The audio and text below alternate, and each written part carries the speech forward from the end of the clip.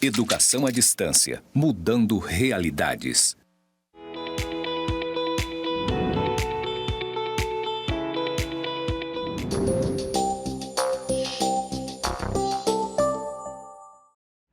Olá, como vai você? Eu sou a professora Denise Tontiossi e essa é a disciplina de Desenvolvimento Regional. Estamos dando início então à nossa quarta aula e nessa unidade vamos aprofundar um pouco mais sobre os aspectos históricos da formação do estado de Rondônia. Eu estou aqui no estúdio do IFRO, Campus Porto Velho, Zona Norte, e ao fundo a gente vê uma tela branca e uma tela interativa, onde a gente vai ver passando os slides e os conteúdos da nossa disciplina. Eu sigo agora para minha audiodescrição. Eu sou uma mulher branca, alta, estou usando uma camisa rosa e uma calça preta. O sinal que me identifica na comunidade surda é esse aqui. Vamos aos conteúdos? Iniciando agora a nossa aula número 4, vamos falar sobre ocupação e formação do estado de Rondônia. Vamos primeiro começar com alguns aspectos mais históricos. A história do surgimento de um estado novo no Brasil, explicado pelas suas atividades econômicas. Reconhecido como estado desde 1981, ocupado por imigrantes desde 1850, Rondônia é um estado cuja a população é formada por um grande número de imigrantes, pessoas que vieram de outros estados. Mas aí fica uma reflexão. O que levou pessoas a migrarem para uma região tão distante e diferente de suas terras natais? O primeiro ciclo da borracha é um grande responsável por uma grande onda migratória de ocupação do estado de Rondônia. Ele ocorreu entre 1850 e 1912. Está muito ligado com a Revolução Industrial e todo o desenvolvimento tecnológico, que foram as razões principais que fizeram com que a borracha natural, que até então era um produto exclusivo da região amazônica, se tornasse algo muito procurado e valorizado, que gerava muitos lucros e dividendos para quem investisse nesse comércio. Por que começou a exploração industrial da borracha? A borracha natural já era utilizada na confecção de calçados e galochas, mas com o processo de vulcanização desenvolvido por Charles Goodyear, a borracha ganhou novas funções e passou a ser utilizada em correias para motor, conexões flexíveis, mangueiras e pneus, produtos imprescindíveis para o desenvolvimento industrial, em especial o desenvolvimento automobilístico. Foi um momento em que muitas pessoas se estabeleceram em Rondônia, especialmente as vindas da região nordeste brasileira, fugindo da seca e da decadência do comércio das especiarias, como canela, cravo, castanha e pimenta, conhecidas como drogas do sertão. Nesse período, a colonização se inicia às margens dos rios, especialmente na parte noroeste do estado, onde encontramos os municípios de Porto Velho e Guajará-Mirim.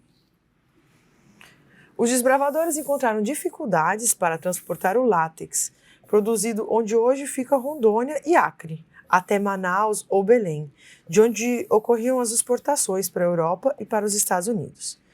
A solução para esse problema foi a construção da estrada de ferro Madeira-Mamoré, também chamada de Média Maria. Em 1877, mais de 70 mil sementes de seringueiras do Pará foram contrabandeadas para a Inglaterra, num escandaloso caso de biopirataria. Seringais foram plantados na Ásia, onde, sem predadores naturais, a cultura de seringa floresceu. Sem viabilidade econômica, em 1912, temos o fim do primeiro ciclo da borracha na região norte do Brasil. O segundo ciclo vai acontecer num período bem curtinho, de apenas alguns poucos anos, entre 1943 e 1945. Ele ocorre durante a Segunda Guerra Mundial, quando os seringais da Malásia, para onde foram levados aquelas sementes, frutos da biopirataria, foram ocupados pelos japoneses, inimigos dos aliados. Precisando de borracha para a indústria bélica, os aliados lançaram na Amazônia o programa Guerra pela Borracha. Os preços altos do látex recuperaram economicamente o setor, mas com uma mão de obra majoritariamente nordestina. Esses trabalhadores ficaram conhecidos como os soldados da borracha. Após 1945, com a retomada dos seringais plantados na Ásia e a invenção da borracha sintética pelos alemães, a borracha da Amazônia entrou definitivamente em decadência e os seringais foram definitivamente abandonados. Temos também um processo de implantação, expansão econômica e outras atividades.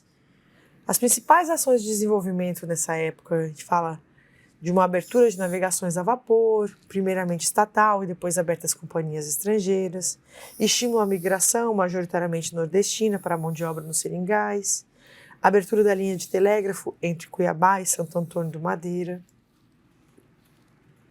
o plano de recuperação econômica após a crise da borracha, direcionado às atividades de agropecuária, madeireira e mineração, o lançamento do programa Marcha para o Oeste do governo de Getúlio Vargas e a criação da Superintendência do Plano de Valorização Econômica da Amazônia, ainda no governo Vargas, além da construção da BR Belém-Brasília e da BR-364.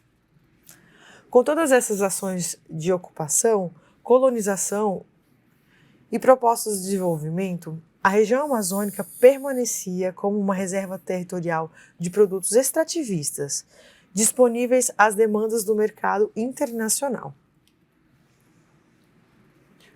Os anos 60 e 70 foram marcados por políticas públicas de desenvolvimento, como o Plano de Integração Nacional, PIN, e o Programa de Redistribuição de Terras, o PROTERRA, além do Plano de Desenvolvimento da Amazônia, o PDA, e o Plano Nacional de Desenvolvimento, o PND, chamamos o PND 1 e o 2. Na década de 60, a ação governamental de ocupação da Amazônia teve como fundamento a consideração desse espaço como fronteira agrícola. Então vamos ter programas de ocupação rural.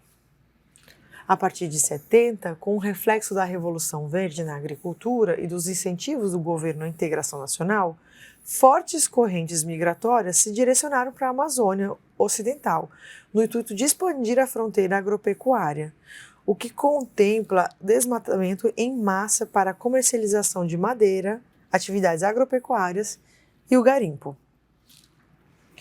Tais atividades econômicas, comandadas em sua maior pelos imigrantes sulistas, proporcionaram uma fase de organização urbana, com a construção de estradas hidrelétricas, indústrias agropecuárias e a expansão da capital de Porto Velho e de outras cidades do interior do estado, que desde então vem se desenvolvendo e se destacando com base no agronegócio.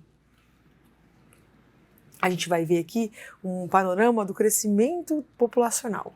Vamos falar da população em relação ao período histórico. Então a gente tem aqui a população do estado na década de 50 em torno de 36.935 pessoas. Já na década de 60 a gente vê dobrar essa população para a base de aproximadamente 70 mil pessoas. Nos anos 70, 1970, a gente tem uma expectativa aí de uma população em torno de 116 mil pessoas.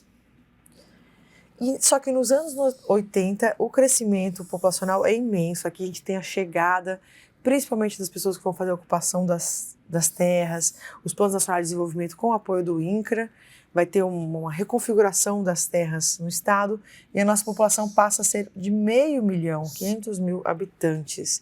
Esse período entre os anos 70 e 80, a gente vai ter alguns planos que vão fazer a distribuição, né, de vários lotes de terra, uma comercialização, né? O INCRA vai entrar em contato com famílias, vai fazer a ocupação em vários municípios hoje em dia ao redor de Ouro Preto, perto ali de Paraná, próxima região de Pimenta Bueno. A gente vai ter vários programas que vão acontecer aqui no estado de Rondônia, eles são importantíssimos, eles vão configurar toda a trajetória do estado, principalmente configurar o seu interior, porque vai dar o toque de toda a distribuição de terra e distribuição de renda, que é característica do estado de Rondônia, porque a gente passa a ter um índice de distribuição de riqueza um pouco maior do que outros estados do Brasil, à medida que os lotes de terra que chegam até as famílias são lotes padronizados em seu tamanho. A gente vai ter lotes aí em torno de 40 alqueires chegando até as famílias. Vai ter alguns programas que vão ter lotes um pouco maiores, outros um pouco menores, mas essa variedade vai ser pequena em relação à configuração das terras em outros estados do Brasil. E isso aí vai dar uma importância para o crescimento econômico, vai dar uma força para o surgimento das cidades, o setor de serviços vai crescer muito, as cidades vão se urbanizar, a gente vai ter prestação de serviços tanto especializados como saúde, médicos, fisioterapeutas chegando até a cidade, como comércio vai trazer uma pluralidade de produtos que às vezes era difícil de encontrar no estado de Rondônia. Então a gente vai ter um florescimento de verdade urbano, e com bastante poder de compra, porque várias famílias estão sendo assentadas aí nesse momento pelo INCRA e têm acesso ao capital e investimento, então ela tem atividade econômica muito ativa. Então, assim, é um estado realmente pujante, economia puxada, assim, pelo crescimento endógeno, crescimento puxado pelo seu próprio consumo, muitas coisas sendo produzidas visando a exportação, vai ter exportação de madeira, de minérios, vai ter produtos agrícolas, e vai entrar um ciclo muito positivo de crescimento. A década de 1980, é conhecida na economia brasileira como a década perdida da economia brasileira. É uma década onde o Brasil, como nação, não cresceu economicamente. No entanto, para o estado de Rondônia, essa é uma década importantíssima para o seu crescimento e sua consolidação como uma economia forte na área de exploração de minérios e de agricultura. Nessa década, a população vai crescer de 115 mil para 500 mil habitantes. O PIB vai crescer, vai acompanhar esse crescimento. E a gente vai crescer o número de itens produzidos, tanto em volume quanto em variedade. Então, é um período muito importante na história de Rondônia e que vai marcar e vai traçar características fundamentais para o seu desenvolvimento em toda a sua história. Seguindo ali no slide, a gente vê que esse processo de implantação e expansão das atividades econômicas, na década de 70 e 80, a agricultura em crescente expansão ao longo da BR-364, apresentava Rondônia no noticiário nacional como um novo celeiro do Brasil. A pecuária bovina ganhou impulso e consideráveis áreas de floresta foram devastadas para a formação de pastos e o crescimento da indústria madeireira. O INCRA coordenou projetos integrados de colonização, os PICs, e projetos de assentamento dirigido, os PADs. Ao longo da década de 70, esses projetos de colonização não consistiam simplesmente na distribuição de lotes de terras rurais. No processo de desenvolvimento dos PICs, o INCRA demarcou os lotes, abriu estradas rudimentares, popularmente chamadas de picadas, e institucionalmente denominadas linhas. Os colonos beneficiários desses programas enfrentaram as doenças endêmicas da região, malária, tuberculose, leishmaniose, entre outras, e a dificuldade de desbravar a densa floresta amazônica. O processo de distribuição de terras é responsável pela formação das principais cidades de Rondônia, com exceção de Porto Velho e Guajará-Mirim, que tem sua história ligada à produção do látex. Vamos falar então de algum desses projetos de integração, integrados de colonização. A gente tem Ouro Preto, que vai acontecer em 1970 e vai estar onde estão as cidades hoje de Ouro Preto, do oeste de Paraná. Vai beneficiar 5 mil famílias com uma área de 512 mil hectares. Temos o projeto de Paraná, de 1972, que vai abranger uma área maior, né, de municípios, de centros urbanos, onde hoje está Cacoal, Presidente Médici, Rolim de Moura, Pimenta Bueno, Espigão do Oeste, também beneficiando 5 mil famílias e numa área de 486 mil hectares, mais ou menos. Esses foram os maiores PICs, mas tivemos outros também, o Padre Adolfo Rohr, de 1975, na região onde hoje é o município de Jaru, beneficiando 3.500 famílias, numa área de 407 mil hectares. O assentamento Paulo de Assis Ribeiro, de 1973, na região de Colorado do Oeste, também beneficiando 3.500 famílias, numa área um pouco menor aí, de 293 mil hectares. O assentamento Cisne Girão, de 1971, na região de Guajará-Mirim, que assentou 600 famílias numa área de 60 mil hectares. Falando então do crescimento econômico do Estado, podemos identificar que ele é baseado em ciclos expansivos, com o crescimento demográfico de 111 mil pessoas em 1970 para 1.200.000 em 1990. Os ciclos econômicos que moldaram a economia do Estado foram o ciclo do telégrafo, entre 1920 e 1940, o primeiro e o segundo ciclos da borracha, que o primeiro foi de 1877 até 1912, o segundo, o segundo ciclo foi de 1943 até 1945, né? A gente vai ter um ciclo aí da cassiterita e do ouro, os minérios, entre 1960 e 1971, o ciclo da agropecuária, que começou em 1980 e vem se consolidando, expandindo até os dias atuais, trazendo aí bastante força para os municípios e para crescimentos urbanos. Desses ciclos, a agropecuária foi a atividade que mais se desenvolveu, favorecida pelo comércio internacional e o aumento dos preços das commodities.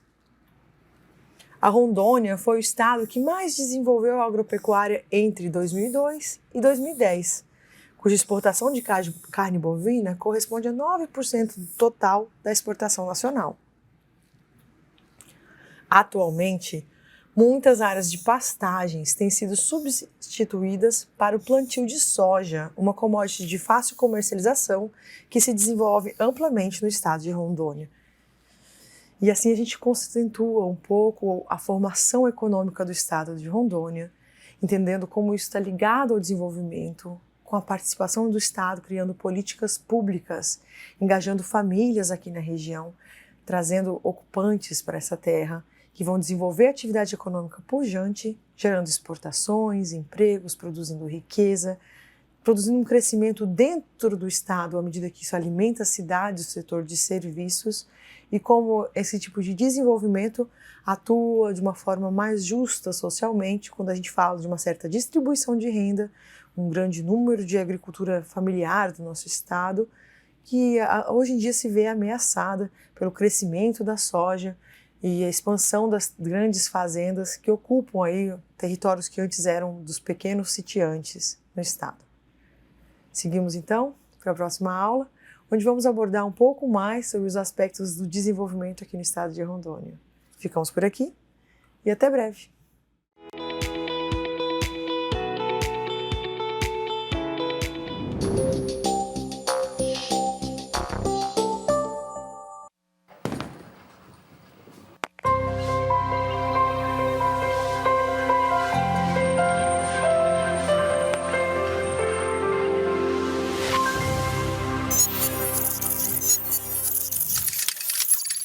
Educação à distância, mudando realidades.